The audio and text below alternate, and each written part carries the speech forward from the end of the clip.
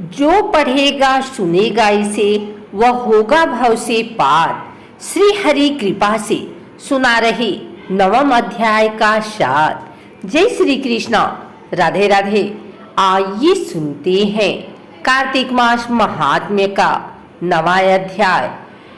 राजा पृथु ने कहा, हे मुनि श्रेष्ठ नारद जी, आपने कार्तिक माह के व्रत में जो तुलसी के जड़ में भगवान विष्णु के निवास बताकर उस स्थान की मिट्टी की पूजा करना बतलाया है। अतः मैं श्री तुलसी जी के महात्म्य को सुनना चाहता हूँ। तुलसी जी कहाँ और किस प्रकार उत्पन्न हुई, यह बताने की कृपा करें। नारद जी बोले, राजन, अब आप तुलसी जी की महत्ता तथा उनके जन्म का प्राचीन इतिहास ध्यान पूर्वक सुनिए। एक बार देवगुरु बृहस्पति और देवराज इंद्र भगवान शंकर का दर्शन करने कैलाश पर्वत की ओर चले। तब भगवान शंकर ने अपने भक्तों की परीक्षा लेने के लिए जटाधारी दिगंबर का रूप धारण कर उन दोनों के मार्ग में अवरोध उत्पन्न किया। यद्यपि वह तेजस्वी, शांत, लंबी भुजा और चौड़ी छाती वाले गौरवर अपने विशाल नेत्रों से युक्त तथा सिर पर जटा धारण किए वैसे ही बैठे थे, तथापि उन भगवान शंकर को न पहचान कर इंद्र ने उनसे उनका नाम व धाम आदि पूछते हुए कहा कि क्या भगवान शंकर अपने स्थान पर हैं या कहीं गए हुए हैं। इस पर तपस्वी रूप भगवान शिव कुछ नहीं बोले। इंद्र को अपने त्रिलोकीनाथ होने का गर्व था।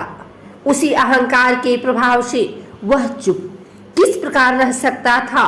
उसने क्रोधित होते हुए उस तपस्वी को घुड़क कर कहा, अरे मैंने तुझसे कुछ पूछा और तू उसका उत्तर भी नहीं देता। मैं अभी तुझ पर वज्र का प्रहार करता हूँ, फिर देखता हूँ कि कौन तुझे दुर्मति की रक्षा करता है।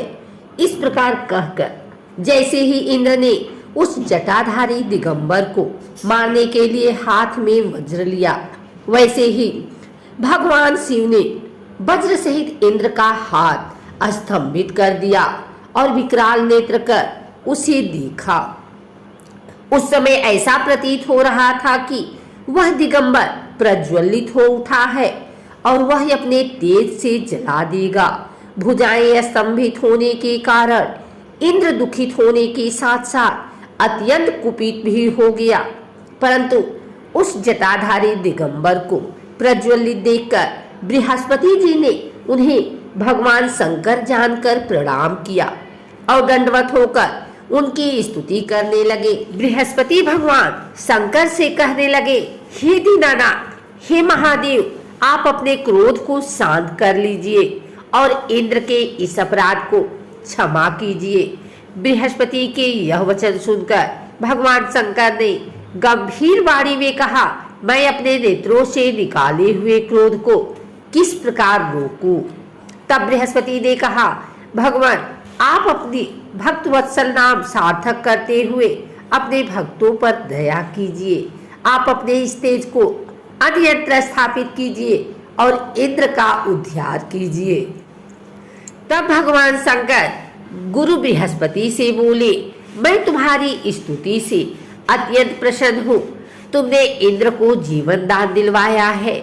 मुझे विश्वास है कि मेरे नेत्रों की अग्नि अब इंद्र को पीड़ित नहीं करेगी।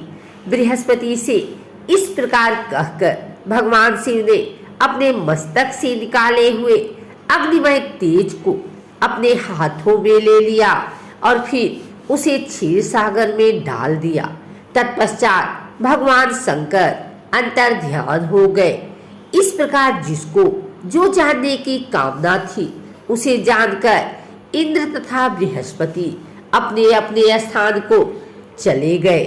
अगर आपको हमारी वीडियो अच्छी लगी हो तो इसे लाइक करें, कमेंट करें, शेयर करें। हमारे चैनल को सब्सक्राइब करके बेल नोटिफिकेशन ऑल पर सेट कर लें ताकि आगे आने वाली वीडियो सबसे पहले आप तक पहुंच सके। धन्यवाद।